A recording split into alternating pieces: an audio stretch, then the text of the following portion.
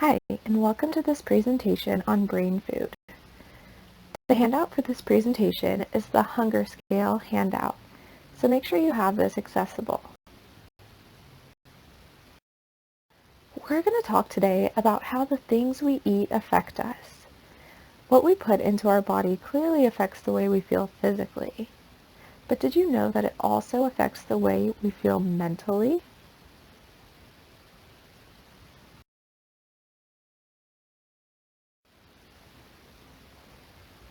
So I want you to think, have you ever had a car that you really loved? If so, you probably put the best gas in it you could. You would never put water or soda in a car and expect it to run well for you. While this may sound silly, your brain functions at its best when it gets premium fuel, just like an expensive car. High-quality foods that contain lots of vitamins, minerals, and antioxidants nourish the brain. However, a diet high in processed foods and refined sugars does not deliver premium fuel.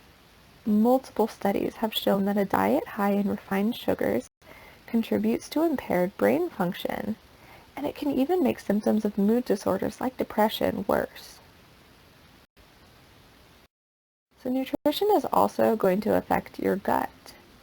The growing field of nutritional psychiatry is finding that there are many consequences and correlations between not only what you eat, how you feel, and how you ultimately behave, but also the kind of bacteria that live in your gut.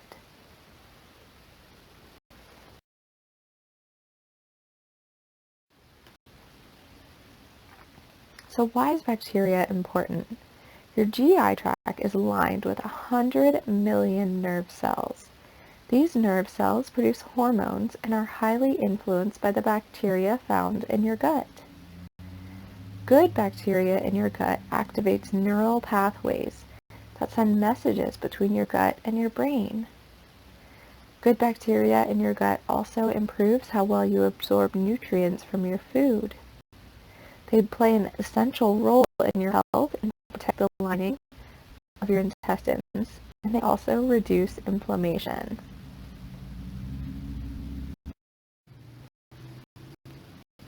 Hormones are found in the gut as well. Your digestive system not only helps you digest food, but it also impacts your mental and emotional state. For example, serotonin helps regulate sleep and appetite, mediate moods, and inhibits pain.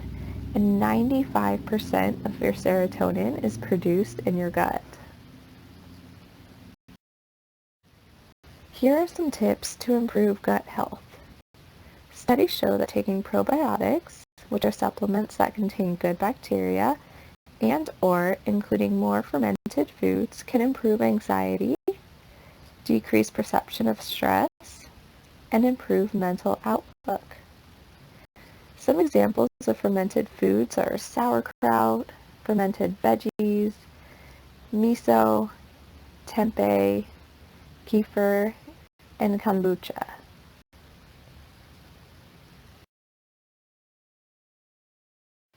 Food can also impact your mood in other ways. If you have a food intolerance or allergy, you may start to feel sluggish or depressed. So pay attention to what irritates your stomach. Keep a food journal if you're unsure. Sometimes you may feel worse quickly or the next day. Also, avoid foods that irritate your stomach. Once you figure out which those foods are, then make sure to take steps to avoid them. No one feels good when their stomach is bloated or when they feel like they need to run to the bathroom.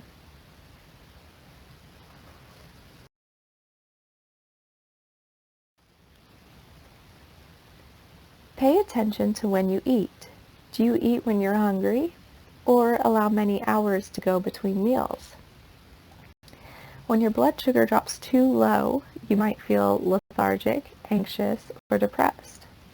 When your blood sugar is too high, you may feel irritable. So make an effort to eat at least every 4 to 6 hours and include protein and carbohydrates each time you eat. If you're still having a hard time figuring out how food is impacting your mood, and how foods are making you feel, you may want to consider going to an allergy specialist.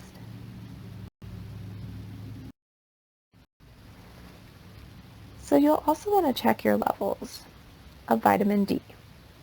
When vitamin D levels drop, you may feel mood swings, depression, or fatigue.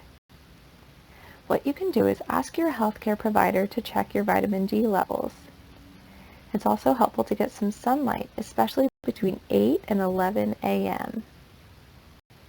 Eating fish, eggs, and fortified dairy, which have vitamin D added, will also help you improve your vitamin D levels, and you can take supplements if needed.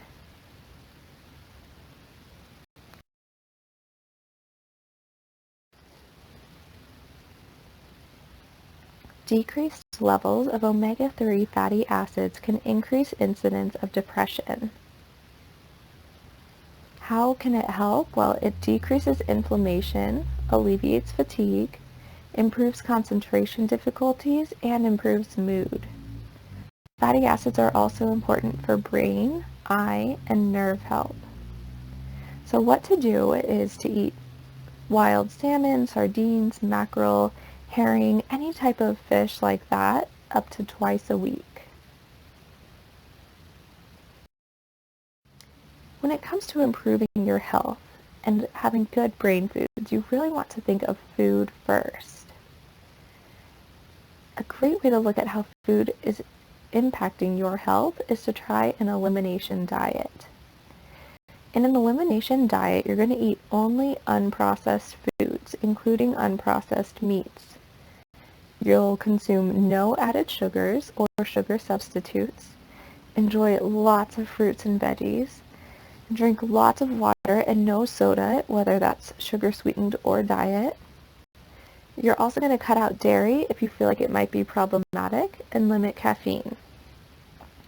So after a week or two of doing this, anywhere up to a month, see how you feel. Then try adding back one food at a time and see how your body responds. If this process feels overwhelming or you feel like you need help with this process, a registered dietitian can help. This process can help you identify what fuel works best for your body and what causes you to not function at your best.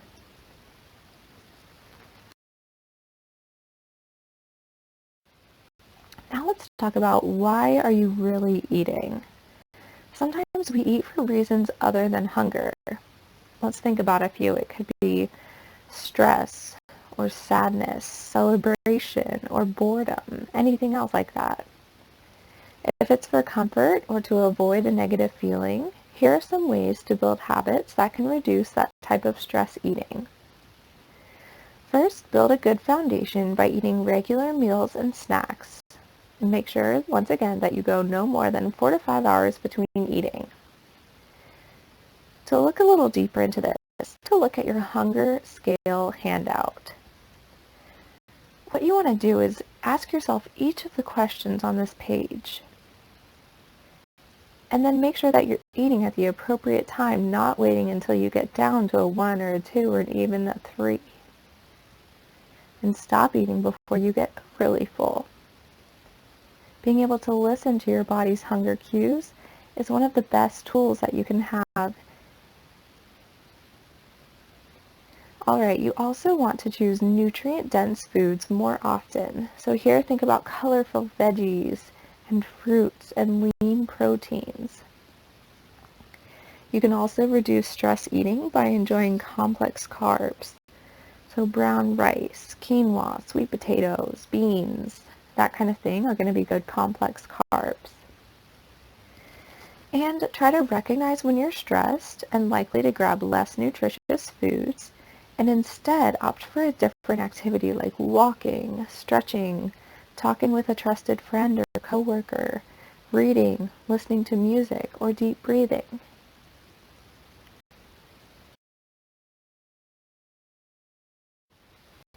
Connecting with nature and local farms can also help you eat for your mental and emotional health. So learn about where your food comes from. Visit a farm or talk to the standholders at a farmer's market. Try to buy more local food by stopping at a local farm stand and buying produce from the field you drive by each day. This really supports your local community, and your food will taste so good because it's so fresh. You could also check out what's offered from a community-supported agriculture or CSA share. LancasterFarmFresh.com is a good place to start looking into this if you're not sure where to start.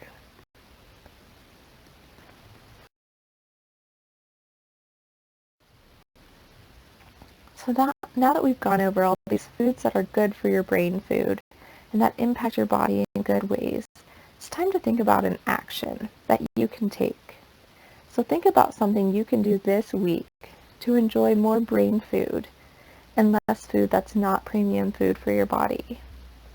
You could do one of the action items you see here, or create one of your own.